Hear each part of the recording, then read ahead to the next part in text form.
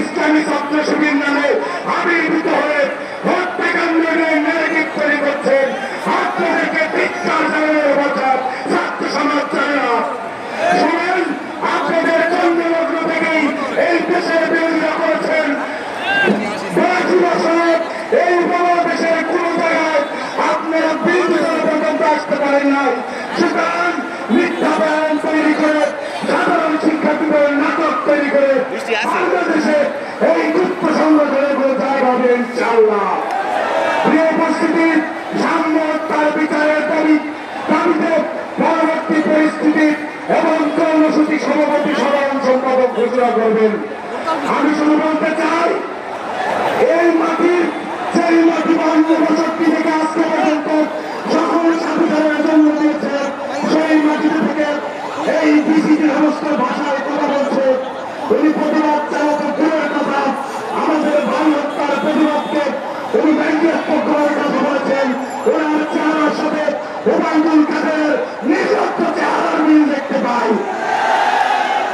আমাদের ভাই সামনে তার বিচার না পর্যন্ত রাজপথের পরীক্ষিত কর্মীরা দীর্ঘ প্রতিবাদ আন্দোলনে যান, এক বিন্দু পরিমাণ মাথাগত করে নয়, তারা তাদের ভাই হত্যার বিচার করেন, নিয়ে চলবেন ইনশাআল্লাহ। সেই আন্দোলনে আমরা কাঁধে কাঁধ মিলে থাকবো। সবাইকে ধন্যবাদ। এই দালাল বিশ্বপত্রের প্রধান দাবি করছি, জাতীয়তাবাদী ছাত্রদল জিন্দাবাদ। সেই রাষ্ট্রপতি জিয়াউর রহমান বীর উত্তমমূলক আপসী উদ্দেশ্যে দেবেন খালেদা জিন্দাবাদ। আগামী বাংলাদেশের নির্বাচনের নেতৃত্বে তারেক রহমান জিন্দাবাদ।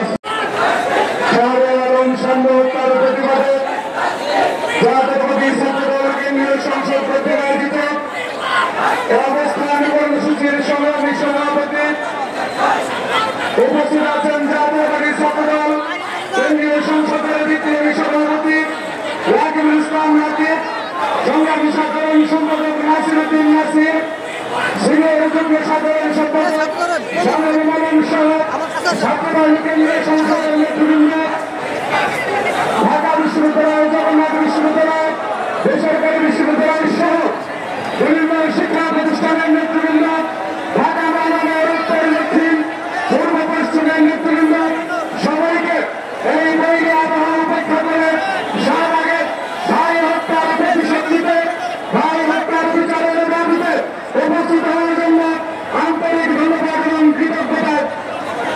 প্রিয় উপস্থিতি, আমার বাম পাশে একজন ব্যক্তি দাঁড়িয়ে আছে।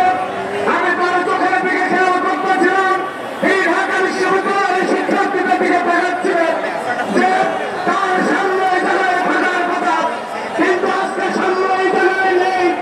একজন বাবা তার সন্তানের হত্যার বিচারের দাবিতে শাহবাগে এসেছে।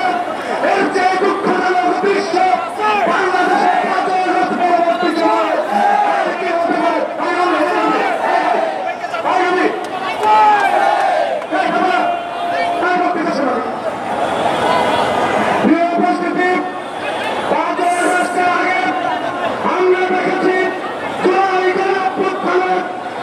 বিশ্ববিদ্যালয়ে কোনো লাশ পড়েনি। বাইক তো ওইখানে দেওয়া লাগবে, ধরা লাগবে। ধরবে বিশ্ববিদ্যালয়ে 2টি লাশ পড়েছে।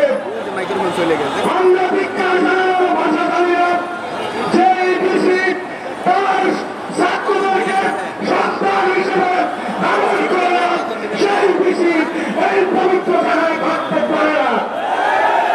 সেই বেশি সেই প্রত্যেক শিক্ষার্থীদেরকে সন্তান হিসেবে মানতে চায় না, সেই কুলাঙ্গারা এই পবিত্র ভূমিতে থাকতে পারে না।